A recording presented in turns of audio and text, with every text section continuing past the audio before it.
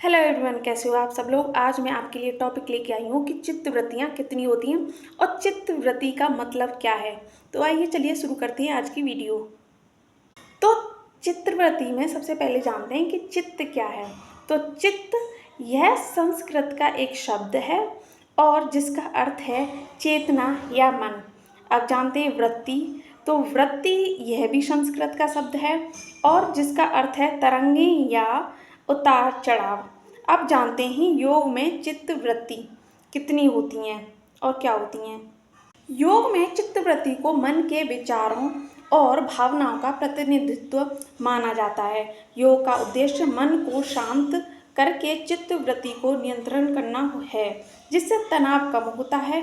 और योग में चित्तवृत्ति को 5 प्रकार का माना गया है, जिसमें नंबर 1 पर आता है प्रमाण, दूसरे पर आता है विपर्यक, तीसरे पर आता है विकल्प, चौथे पर आता है निद्रा और स्मृति। तो ये 5 प्रकार की चित्तवृत्तियाँ होती हैं। तो सबसे पहले चित्तवृत्ति प्रमाण के बारे में जानते हैं। तो इसका मतलब है सही ज्ञान, जैसे कि प्रत्यक्ष ज्ञान, अनुमान और शब्द ज्ञान। दूसरा है विपर्य, इसका मतलब है भ्रम, जैसे कि एक वस्तु को दूसरी वस्तु जैसा समझना।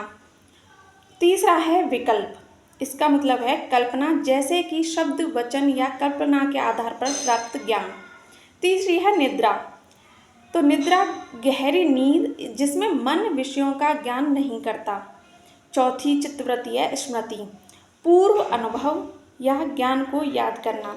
ये 5 चित्तवृत्तियाँ होती हैं और ये बीएड सेकेंड ईयर वाले स्टूडेंट्स के लिए बहुत ज़्यादा इम्पोर्टेंट है, क्योंकि ये हर बार एग्ज़ाम में इनमें से 2 या 3 क्वेश्चन आराम से आते ही आते हैं। तो वीडियो को आराम से देख लेना और जब एग्ज़ाम पेपर में जाओ तो ये देख के जाना।